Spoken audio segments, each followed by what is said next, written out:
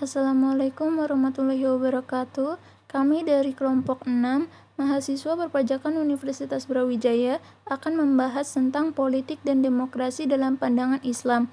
Adapun anggotanya yaitu terdiri dari Jihian Budi Azhara, Tania Saada Safira, Aida Kotrunisa, Roidatu Salma, dan Monika Wimasa Putri. Adapun poin-poin yang akan kelompok kami bahas yaitu pengertian politik Islam, dalil berpolitik dalam Islam, tujuan politik Islam, asas-asas sistem politik Islam, tipologi politik dalam Islam, sistem khilafah dalam tradisi politik Islam, kedudukan politik dalam Islam, definisi demokrasi Islam, prinsip demokrasi menurut para ahli, substansi demokrasi sejalan dengan Islam, prinsip demokrasi dalam Islam, persamaan dan perbedaan Islam dan demokrasi. Politik merupakan suatu kegiatan untuk mengatur sebuah negara yang dilaksanakan oleh pemerintah. Dilihat dari asal katanya, politik berasal dari bahasa Yunani polis yang memiliki arti kota, yang berarti juga merupakan kegiatan pemerintahan. Politik juga didefinisikan sebagai ilmu yang berkaitan dengan pemerintahan yang mengatur dan mengawasi kehidupan rakyat dalam kehidupan bermasyarakat dalam suatu negara. Karena negara merupakan suatu wilayah yang digunakan sebagai tempat untuk melakukan kegiatan berpolitik. Pengertian politik menurut ahli politik. Pendapat Webster Dictionary di atas menunjukkan bahwa negara sangat berperan aktif di dalam kegiatan berpolitik untuk melakukan kebijakan-kebijakan yang digunakan untuk membuat hukum yang dilaksanakan dalam masyarakat. Kegiatan berpolitik sendiri juga diatur di dalam ajaran agama Islam. Menurut Siddiqi yang mengatakan sebagai berikut, dapatlah kita mengatakan bahwa tata aturan Islam itu adalah tata aturan yang bersifat berpolitik dan bersifat agama. Hal itu adalah karena hakikat Islam melengkapi segi-segi kebendaan atau madijah dan segi-segi kejiwaan atau ruhijah dan mencakup segala amal insani dalam kehidupan duniawiyah dan ukhrawiyah. Dr. V. Fitzgerald berpendapat dalam Rais sebagai berikut, Islam bukanlah semata agama, sebuah religi, namun juga merupakan sebuah sistem politik. Meskipun pada dekade-dekade terakhir ada beberapa kalangan modernis yang berusaha memisahkan kedua sisi itu, namun seluruh gagasan pemikiran Islam dibangun di atas fundamen bahwa kedua sisi itu saling bergandengan dengan selaras dan tidak dapat dipisahkan satu sama lain. Pengertian politik menurut Islam. Politik Islam di dalam bahasa Arab dikenal dengan istilah siyasah. Oleh sebab itu, di dalam buku-buku para ulama dikenal istilah siyasah syar'iyah. Dalam muhit, siyasah berakar kata sasa yasusu. Dalam kalimat sasa ad-dawaba yasusuha siyasatan berarti hama 'alaiha wa rablaha wa adabaha yang artinya mengurusinya, melatihnya, dan mendidiknya.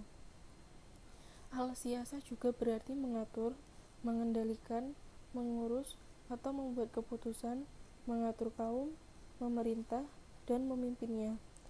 Secara tersirat dalam pengertian siyasah, terkandung dua dimensi yang berkaitan satu sama lain, yaitu yang pertama tujuan yang hendak dicapai melalui proses pengendalian, dan yang kedua cara pengendalian menuju tujuan tersebut. Secara istilah, politik Islam adalah pengurusan kemaslahatan umat manusia sesuai dengan syara'.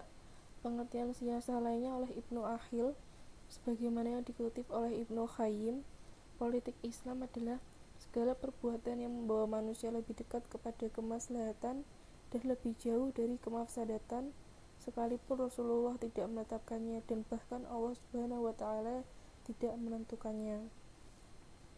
Pandangan politik menurut syara' berhubungan dengan masalah mengatur urusan rakyat, baik oleh negara maupun rakyat. sehingga definisi dasar menurut realita dasar ini adalah netral. Hanya saja tiap ideologi seperti kapitalisme, sosialisme, dan Islam mempunyai pandangan tersendiri tentang aturan dan hukum yang mengatur sistem politik mereka. Dari sinilah muncul pengertian politik yang mengandung pandangan hidup tertentu. Dalil berpolitik dalam Islam. Rasulullah SAW sendiri menggunakan kata politik atau siasah dalam sabdanya adalah Bani Israel. Mereka diurusi siasah urusannya oleh para nabi, tasusuhumul anbiya. Ketika seorang nabi wafat, nabi yang lain datang menggantinya. Tidak ada nabi setelahku, namun akan ada banyak para khalifah. Hadis riwayat Bukhari dan Muslim. Jelaslah bahwa politik atau siasah itu bermakna adalah mengurusi urusan masyarakat. Rasulullah SAW bersabda, siapa saja yang bangun di pagi hari dan dia hanya memperhatikan urusan dunianya, maka orang tersebut tidak berguna apa-apa di sisi Allah. Dan barang siapa yang tidak memperhatikan urusan kaum muslimin, maka dia tidak termasuk golongan mereka, yaitu kaum muslimin. Hadis riwayat Tabrani. Di dalam hadis Nabi Muhammad SAW yang digunakan sebagai dasar dalam berpolitik dalam Islam, yang artinya adalah sebagai berikut. Telah bercerita kepadaku Muhammad bin Bashar, telah bercerita kepada kami Muhammad bin Ja'far, telah bercerita kepada kami Syubah dari surat Al-Qasas berkata, aku mendengar dia berkata, aku hidup mendampingi Abu Hurairah radhiyallahu anhu selama 5 tahun, dan aku mendengar dia bercerita dari Nabi SAW yang bersabda, Bani Israel, kehidupan mereka selalu didampingi oleh para nabi. Bila satu nabi meninggal dunia, akan dibangkitkan nabi setelahnya. Dan sungguh tidak ada nabi sepeninggal aku, yang ada adalah para khalifah yang banyak jumlahnya. Para sahabat bertanya, apa baginda perintahkan kepada kami? Beliau menjawab, penuhilah baiat kepada khalifah yang pertama atau yang lebih dahulu diangkat. Berikanlah hak mereka, karena Allah akan bertanya kepada mereka tentang pemerintahan mereka.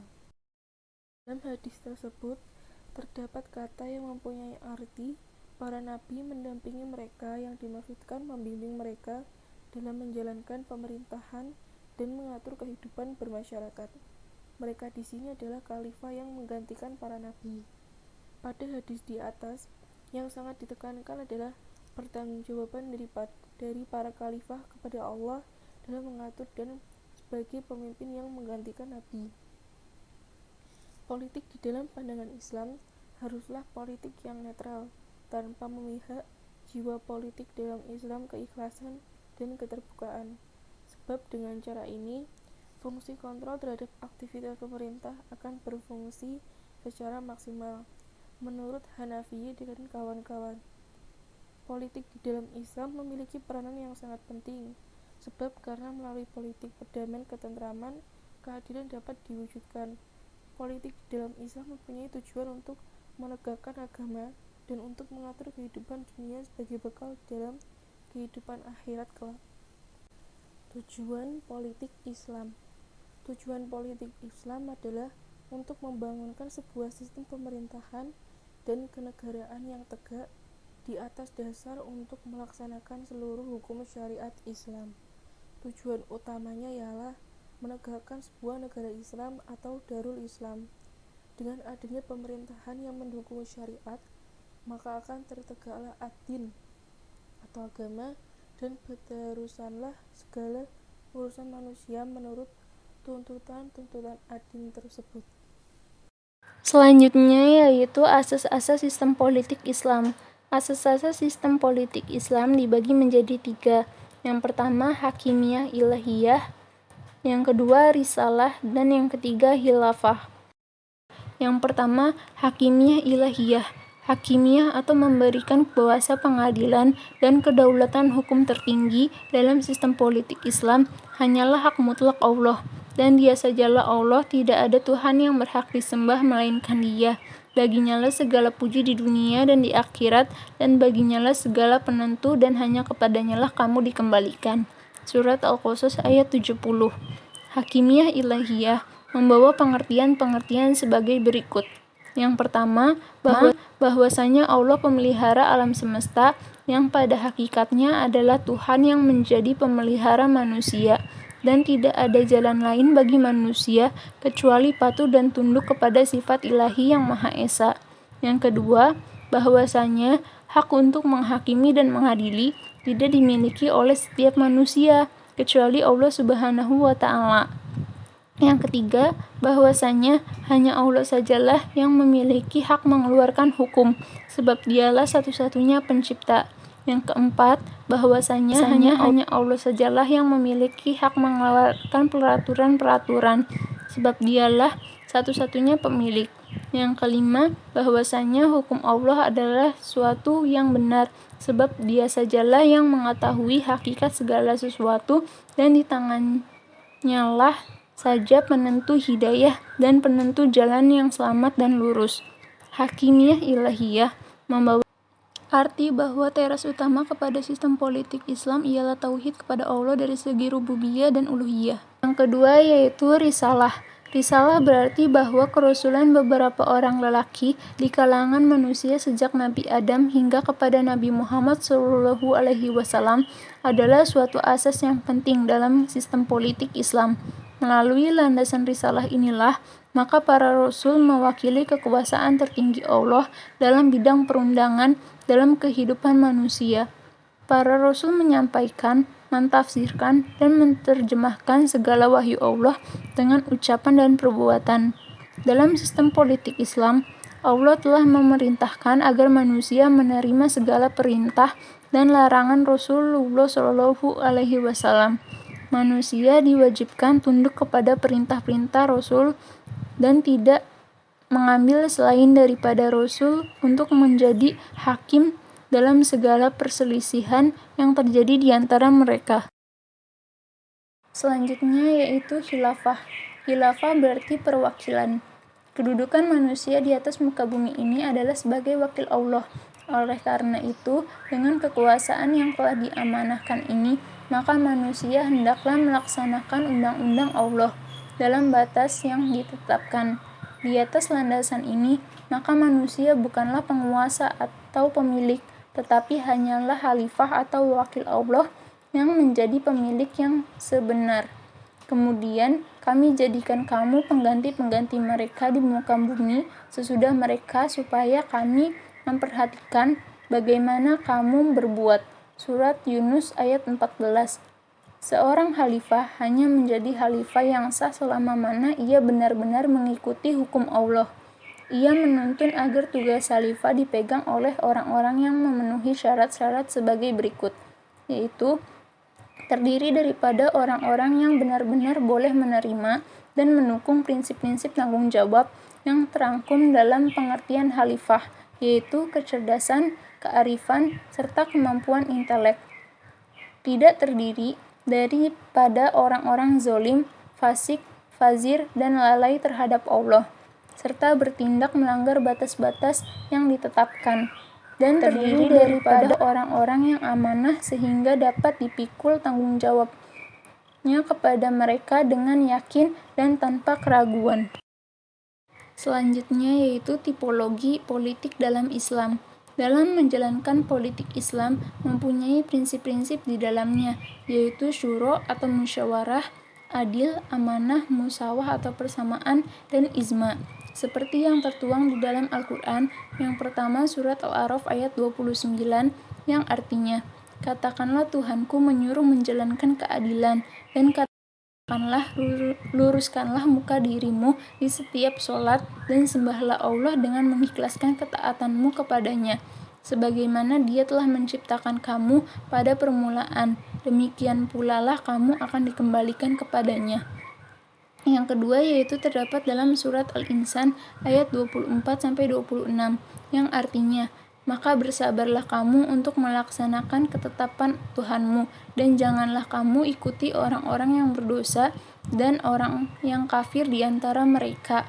Dan sebutlah nama Tuhanmu pada waktu pagi dan petang, dan pada sebagian dari malam, maka sujudlah kepadanya dan bertasbihlah kepadanya pada bagian yang panjang di malam hari.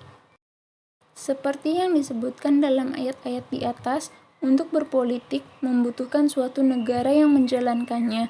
Terdapat beragam bentuk tipologi mengenai hubungan agama dan negara, yaitu yang pertama, tipologi teodemokrasi. Menurut tipologi teodemokrasi ini, agama dianggap sekaligus sebagai negara. Kelompok ini menganggap atau menganut jenis tipologi ini disebut dengan politik Islam, karena menurut mereka Islam merupakan agama yang lengkap dan di dalamnya juga terdapat politik. Di Indonesia ada juga gerakan yang mempunyai pandangan tipologi teodemokrasi.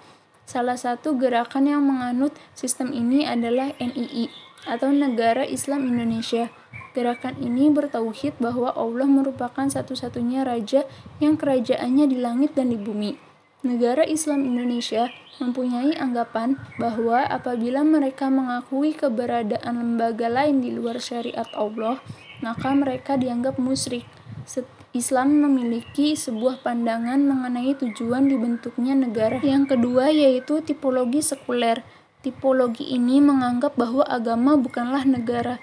Negara merupakan urusan dunia yang pertimbangannya menggunakan akal manusia yang bersifat duniawi, sedangkan agama merupakan urusan pribadi setiap orang. Agama tidak diatur oleh negara, dan negara juga tidak diatur oleh agama. Hanafi mengatakan bahwa tipologi menyebabkan tidak ada dalil sebuah negara. Jadi eksplisit, menurut Mindarjito ada dua model yang mendasari dalam Al-Quran maupun hadis yang menunjukkan kewajiban mendirikan sebuah negara. Jadi urusan agama dan negara harus dipisahkan. Islam bersifat universal dan politik itu bersifat partikular. Selanjutnya yaitu tipologi moderat. Tipologi moderat menganggap bahwa Islam tidak mengatur sistem ketatanegaraan. Namun di dalam Islam terdapat tata nilai etika bagi ketatanegaraan. Menurut kelompok tipologi moderat, tidak ada satupun di dalam Al-Quran yang memerintahkan untuk mendirikan negara. Relasi antara agama dan negara adalah relasi etik dan moral. Negara dijadikan sebagai instrumen politik dan menjalankan nilai dan akhlak dalam Islam. Setiap umat Islam bebas dalam memilih sistem apapun, selama tidak menentang prinsip-prinsip yang terdapat di dalam agama Islam. Prinsip politik Islam dalam tipologi moderat ini adalah tentang pluralisme, toleransi, persamaan setiap anggota masyarakat, serta keadilan.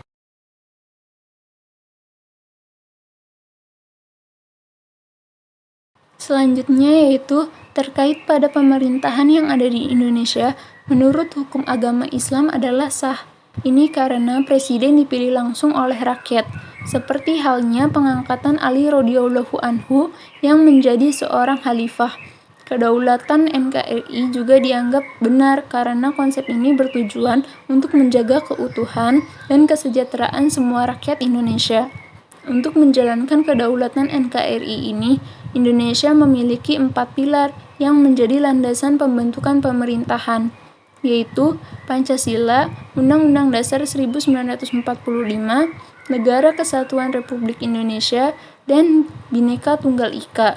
4 pilar ini menjadi cara final bagi umat Islam di Indonesia untuk membentuk atau mendirikan negara dan pemerintahan. Yang pertama adalah Pancasila. Di dalam Pancasila tercantum nilai-nilai yang diajarkan di dalam Islam, yaitu nilai dari ketuhanan dan kemanusiaan. Pancasila dijadikan sebagai ideologi NKRI yang digunakan untuk mempersatukan dari segi agama, kebudayaan, ras, suku, bahkan geografis Indonesia yang terdiri dari pulau-pulau.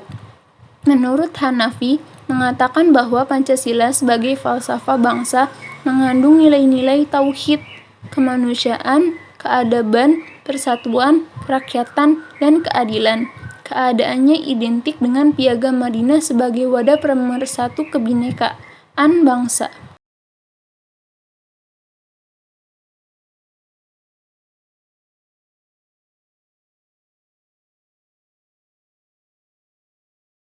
Selanjutnya yaitu terdapat 4 pilar bangsa Indonesia tersebut mirip dengan prinsip dasar politik Islam yang meliputi yang pertama yaitu prinsip amanah, yaitu yang menginginkan pemerintah menjalankan tugasnya dengan sebaik mungkin dalam bertanggung jawab kepada Allah dan masyarakatnya serta dirinya sendiri.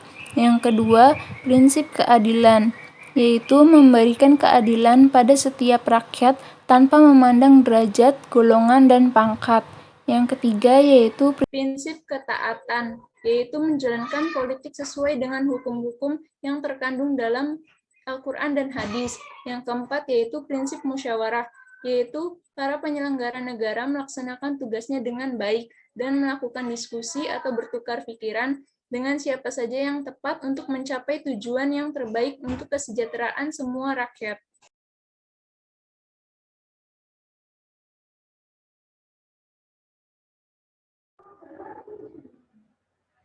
Prinsip-prinsip dasar politik Islam yang paling utama adalah dasar kekuatan politik Islam pertama adalah Allah. Tidak ada seorang pun yang memiliki kekuasaan mutlak. Kekuasaan manusia hanya bersifat temporal karena berkuasa secara mutlak adalah Allah Subhanahu wa taala. Tuhan semesta alam, Tuhan langit dan bumi. Kekuasaan Allah tidak bisa dibatasi oleh kekuatan hukum yang ada karena ia sendiri adalah sumber dari hukum tersebut. Selain prinsip-prinsip dasar negara yang konstitusinya berdasar syariah, ada juga prinsip-prinsip tambahan atau subsidiar yang merupakan kesimpulan yang termasuk ke dalam bidang fikih biasa atau hukum ketatanegaraan dalam Islam. Prinsip-prinsip tambahan tersebut adalah mengenai pembagian fungsi-fungsi pemerintahan, yaitu hubungan antara badan legislatif, eksekutif, yudikatif. Dalam hubungan ketiga badan lembaga negara tersebut, prinsip-prinsip berkonsultasi syuro mesti dilaksanakan dalam riset, perencanaan, menciptakan undang-undang, dan menjaga nilai-nilai syariah yang dengan memperhatikan otoritas kewenangan yang dimiliki masing-masing lembaga tersebut.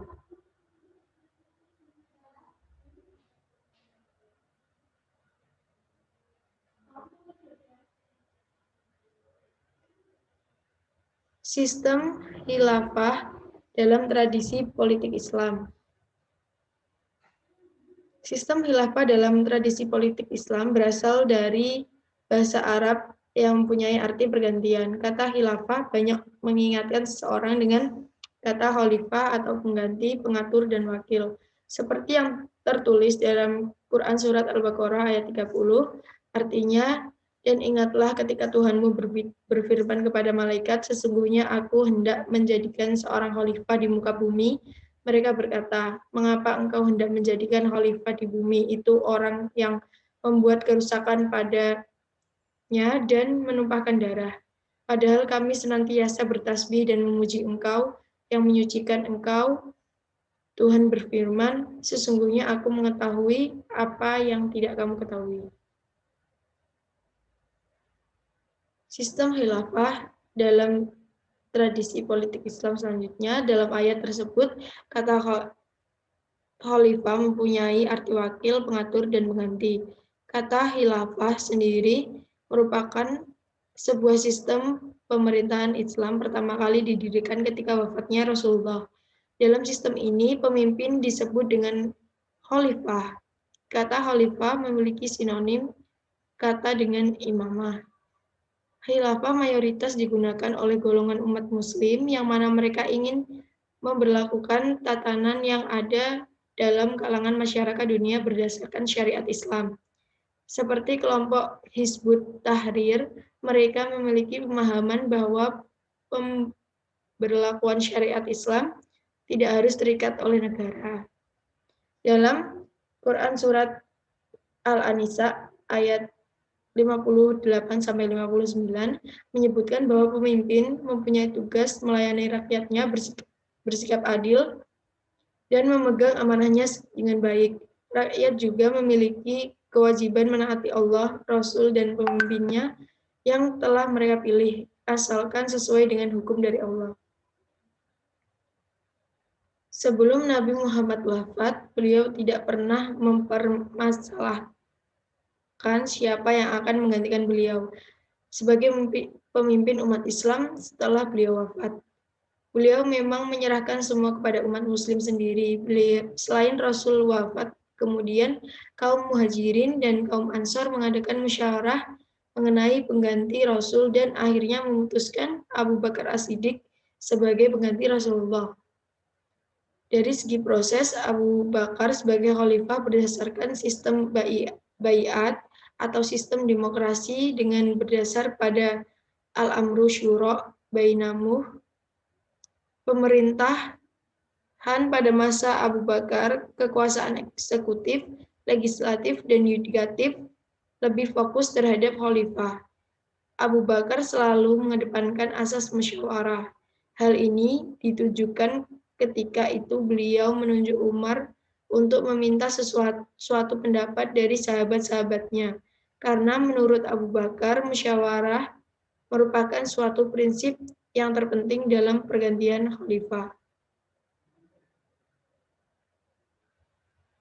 Selanjutnya, Abu Bakar digantikan oleh Umar bin Khattab. Pada masa Umar masih berlakunya sistem demokrasi atau baiat dan memegang teguh pada prinsip al-amru syura bainamu atau musyawarah.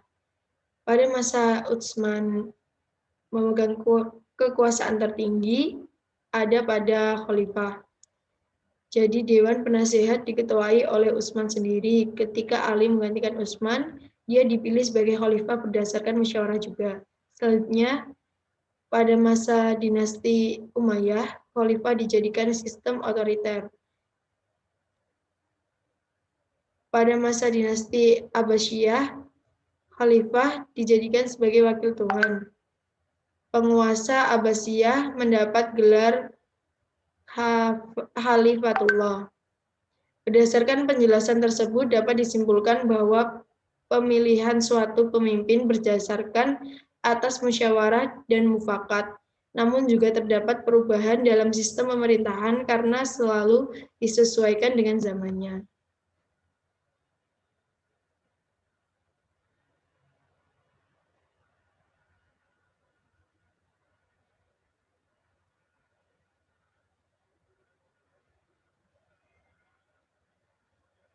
Kedudukan politik dalam Islam. Terdapat 3 pendapat di kalangan pemikir Muslim tentang kedudukan politik dalam syariat Islam, yaitu yang pertama, kelompok yang menyatakan bahwa Islam adalah suatu agama yang serba lengkap, di dalamnya terdapat pula antara lain sistem ketatanegaraan atau politik. Kemudian lahir sebuah istilah yang disebut dengan fikih siasa atau sistem ketatanegaraan dalam Islam, merupakan bagian integral dari ajaran Islam. Lebih jauh, kelompok ini berpendapat bahwa sistem ketatanegaraan yang harus diteladani adalah sistem yang telah dilaksanakan oleh Nabi Muhammad SAW dan oleh para khulafa al-Rasyidin, yaitu sistem khilafah. Kedua kelompok yang berpendirian bahwa Islam adalah agama yang dalam pengertian Barat, artinya agama tidak ada hubungannya dengan kenegaraan. Menurut aliran ini, Nabi Muhammad hanyalah seorang rasul, seperti rasul-rasul yang lain, bertugas menyampaikan risalah Tuhan kepada segenap alam. Nabi tidak bertugas untuk mendirikan dan memimpin suatu negara. Yang ketiga, aliran ketiga menolak bahwa Islam adalah agama yang serba lengkap, yang terdapat di dalam segala sistem ketatanegaraan, tetapi juga menolak pendapat bahwa Islam sebagaimana pandangan Barat yang hanya mengatur hubungan manusia dengan Tuhan. Aliran ini berpendirian bahwa dalam Islam tidak terdapat sistem ketatanegaraan, tetapi terdapat seperangkat tata nilai etika dalam kehidupan bernegara.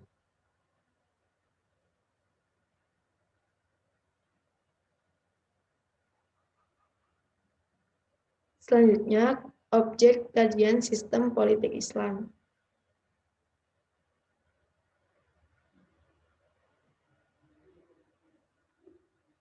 Objek kajian dalam sistem politik Islam yaitu yang pertama adalah siasa atau politik Islam, yaitu di dalamnya ada 3, siasa dauliyah, yaitu aturan hubungan internasional, siasa dusturiyah, yaitu hukum tata negara, dan siasa ma'aliyah atau hukum yang mengatur pemasukan, pengelolaan, dan pengeluaran negara.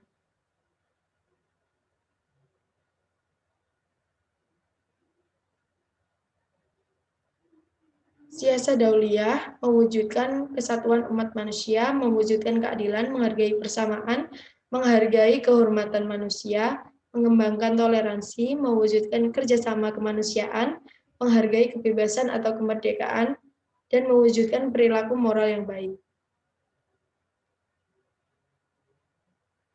Siasah dusturiyah yaitu persoalan imamah atau hak kewajibannya, persoalan rakyat, status hak dan kewajibannya, persoalan baiat atau sumpah setia, persoalan wujud waliul ahdi atau pemimpin dan khalifah, persoalan perwakilan rakyat atau ahlul hali wal aqdi, dan wizarah atau kementerian dan pembagiannya.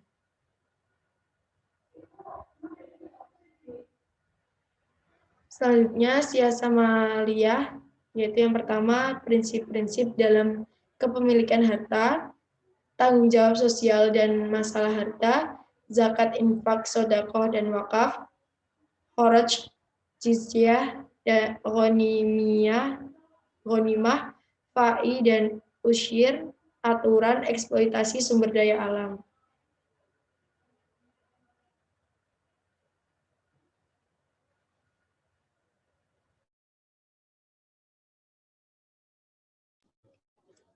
Selanjutnya ada definisi demokrasi. Next. Definisi demokrasi itu adalah kata demokrasi yang bahasa Inggrisnya demokrasi berasal dari kata dalam bahasa Yunani yaitu demos yang artinya rakyat dan kratos yang berarti pemerintahan.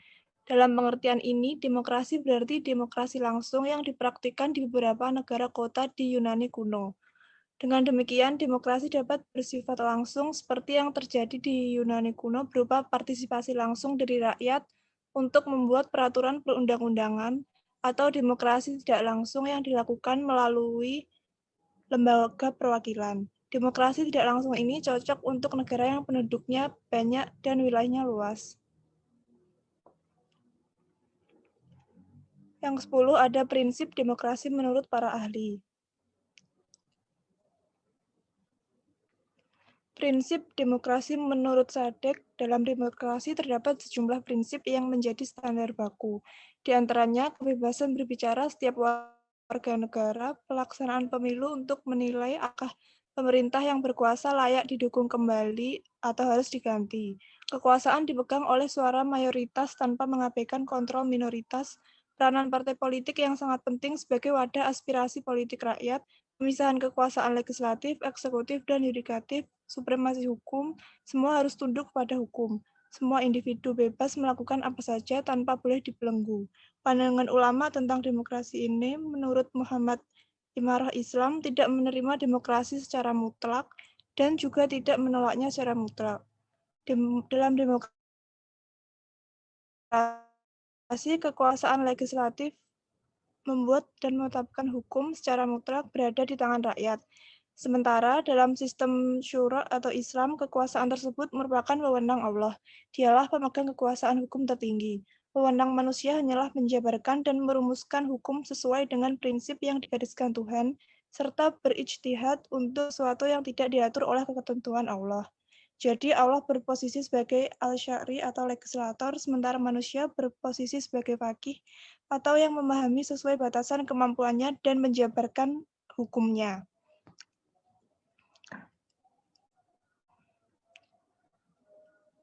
Demokrasi Barat berpulang pada pandangan mereka tentang batas kewenangan Tuhan.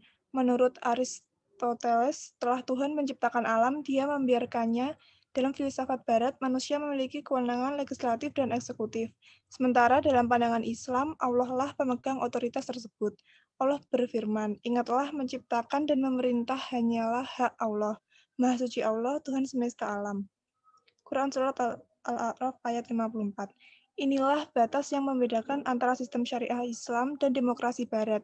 Adapun hal lainnya seperti membangun hukum atas persetujuan umat, pandangan mayoritas, serta orientasi pandangan umum dan sebagainya adalah sejalan dengan Islam.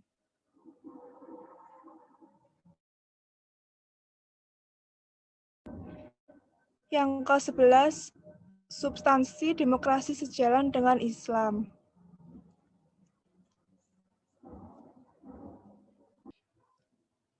Menurut Yusuf Al-Qaradawi, substansi demokrasi sejalan dengan Islam. Hal ini bisa dilihat dari beberapa hal. Yang pertama, dalam demokrasi proses pemilihan melibatkan banyak orang untuk mengangkat sebuah kandidat yang berhak memimpin dan mengurus keadaan mereka. Tentu saja mereka tidak boleh memilih sesuatu yang tidak mereka sukai. Demikian juga dengan Islam.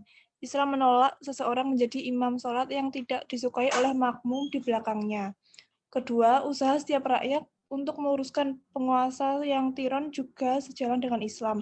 Bahkan amar ma'ruf dan nahi mungkar serta memberikan nasihat kepada pemimpin adalah bagian dari ajaran Islam. Ketiga, pemilihan umum termasuk jenis pemberian saksi, karena itu barang siapa yang tidak menggunakan hak pilihnya, sehingga kandidat yang semestinya layak dipilih menjadi kalah dan suara mayoritas jatuh kepada kandidat yang sebenarnya tidak layak. Berarti ia telah menyalahi perintah Allah untuk memberikan kesaksian pada saat yang dibutuhkan. Next.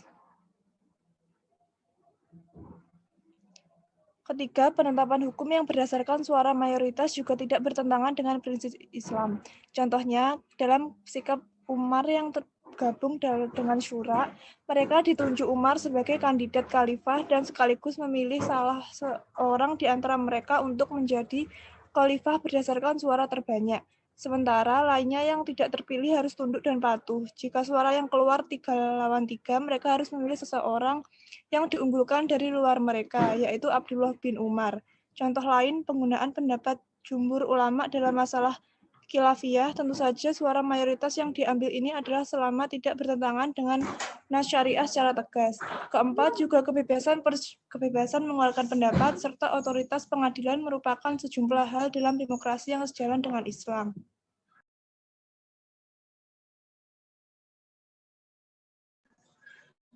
Ke-12 yaitu prinsip-prinsip demokrasi dalam Islam.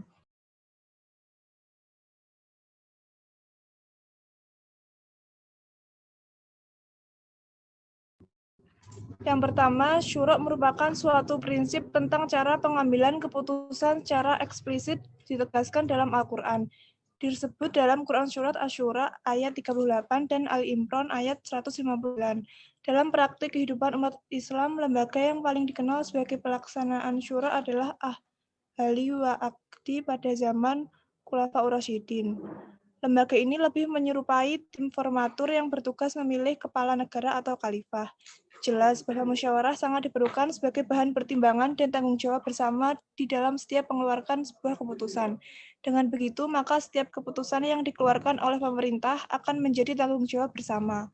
Sikap musyawarah juga merupakan bentuk dari pemberian penghargaan terhadap orang lain karena pendapat-pendapat yang disampaikan menjadi pertimbangan bersama.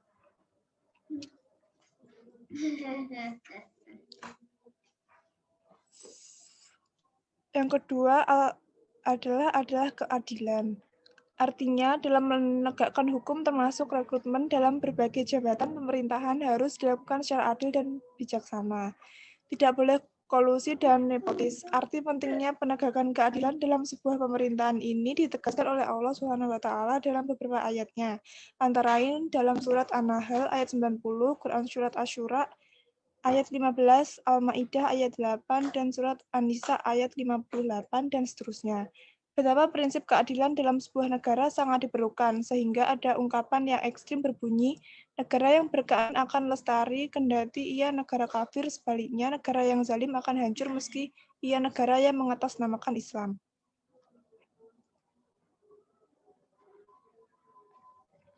Yang ketiga, al-musawah adalah kesejajaran.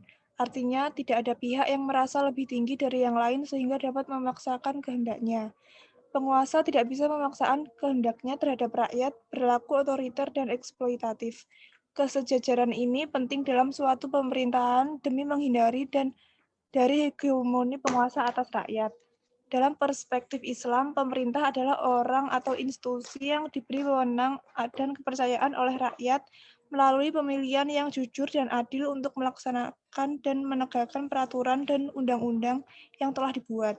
Oleh sebab itu, pemerintah memiliki tanggung jawab besar di hadapan rakyat, demikian juga kepada Tuhan. Dengan begitu, pemerintah harus amanah, memiliki sikap dan perilaku yang dapat dipercaya, jujur, dan adil. Sebagian ulama memahami al-musawah ini sebagai konsekuensi logis dari prinsip al-syura dan al-adalah. Di antara dalil Al-Quran yang sering digunakan dalam hal ini adalah surat Al-Hujurat ayat 13. Sementara dalil sunnahnya cukup banyak, antara lain tercakup dalam khutbah wada dan sabda Nabi kepada keluarga Bani Hashim.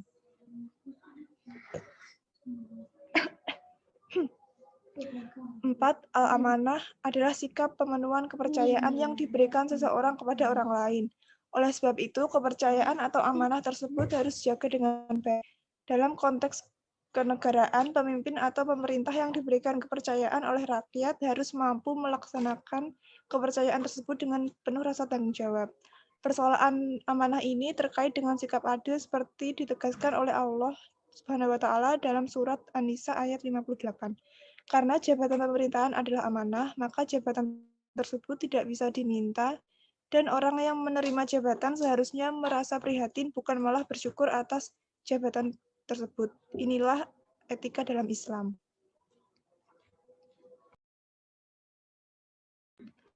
Yang kelima, ada al-masuliyah adalah tanggung jawab. Sebagaimana kita ketahui bahwa kekuasaan dan jabatan itu adalah amanah yang harus diwaspadai, bukan nikmat yang harus disyukuri, maka rasa tanggung jawab bagi seorang pemimpin atau penguasa harus dipenuhi. Dan kekuasaan sebagai amanah ini memiliki dua pengertian, yaitu amanah yang harus dipertanggungjawabkan di depan rakyat dan juga amanah yang harus dipertanggungjawabkan di depan Tuhan. Ibnu Taimiyah mengatakan bahwa penguasa merupakan wakil Tuhan dalam mengurus umat manusia dan sekaligus wakil umat manusia dalam mengatur dirinya. Dengan dihayatinya, prinsip pertanggungjawaban diharapkan orang berusaha untuk memberikan sesuatu yang terbaik bagi masyarakat luas. Dengan demikian, pemimpin atau penguasa tidak ditempatkan pada posisi sebagai syahid al-ummah atau penguasa umat, melainkan sebagai Kodim al-Ummah atau pelayan umat. Dengan demikian, kemaslahatan umat wajib senantiasa menjadi pertimbangan dalam setiap pengambilan keputusan oleh para penguasa. Bukan sebaliknya, rakyat atau umat ditinggalkan. Yang keenam, ada al-huriyah adalah kebebasan. Artinya bahwa setiap orang, setiap warga masyarakat diberi hak dan kebebasan untuk mengekspresikan pendapatnya.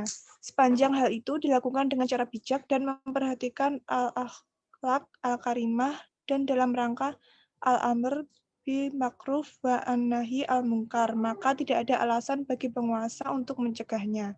Bahkan yang harus diwaspadai adalah adanya kemungkinan tidak adanya lagi pihak yang berani melakukan kritik dan kontrol sosial bagi tegaknya keadilan.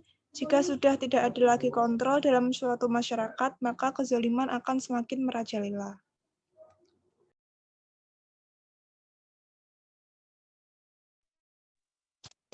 Persamaan yang mempertemukan Islam dan demokrasi.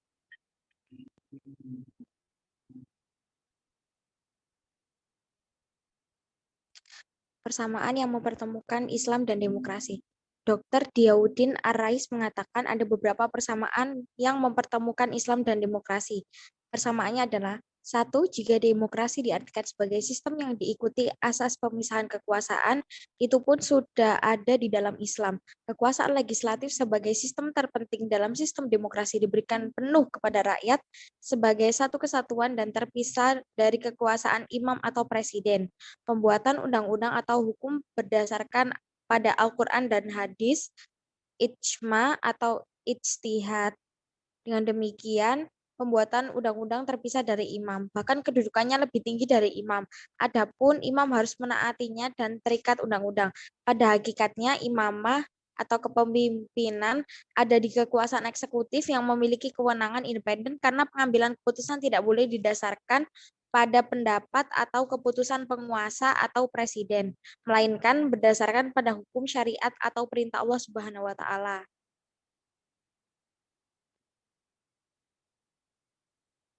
Dua, demokrasi seperti definisi Abraham Lincoln, dari rakyat dan untuk rakyat. Pengertian itu pun ada di dalam sistem negara Islam karena pengecualian bahwa rakyat harus memahami Islam secara komprehensif. Tiga, demokrasi adalah adanya dasar politik atau sosial tertentu, misalnya asas persamaan di hadapan undang-undang, kebebasan berpikir, berkeyakinan, realisasi keadilan sosial, atau memberikan jaminan hak tertentu, seperti hak hidup dan bebas mendapat pekerjaan. Semua hak tersebut dijamin dalam Islam. 14. Perbedaan yang mempertemukan Islam dan demokrasi. Perbedaan yang mempertemukan Islam dan demokrasi. Perbedaannya adalah sebagai berikut. Demokrasi yang sudah populer di Barat, definisi bangsa atau umat dibatasi batas wilayah, iklim, darah, suku bangsa, bahasa, dan adat yang mengkristal. Dengan kata lain, demokrasi selalu diiring pemikiran nasionalisme atau rasialisme yang digiring tendensi fanatisme. Adapun menurut Islam, umat tidak terikat batas wilayah atau batasan lainnya. Ikatan yang hakiki di dalam Islam adalah ikatan akidah, pemikiran, dan perasaan. Siapapun yang mengikuti Islam, ia masuk salah satu negara Islam terlepas dari jenis, warna kulit, negara, bahasa, atau batasan lain. Dengan demikian, pandangan Islam sangat manusiawi dan bersifat internasional. 2. Tujuan demokrasi modern Barat atau demokrasi yang ada pada tiap masa adalah tujuan yang bersifat duniawi dan material. Jadi demokrasi ditujukan hanya untuk kesejahteraan umat atau rakyat atau bangsa dengan upaya pemenuhan kebutuhan dunia yang ditempuh melalui pembangunan, peningkatan kekayaan atau gaji. Adapun demokrasi Islam selain mencakup pemenuhan kebutuhan duniawi, materi, mempunyai tujuan spiritual yang lebih utama dan fundamental. 3. Kedaulatan umat rakyat menurut demokrasi Barat adalah sebuah kemutlakan. Jadi rakyat adalah pemegang kekuasaan tertinggi tanpa peduli kebodohan, kezaliman, atau kemaksiatannya. Namun dalam Islam, kedaulatan rakyat tidak mutlak, melainkan terikat dengan ketentuan syariat sehingga tidak ada yang bertindak melebihi batasan syariat Al-Quran dan As-Sunnah tanpa mendapat sanksi.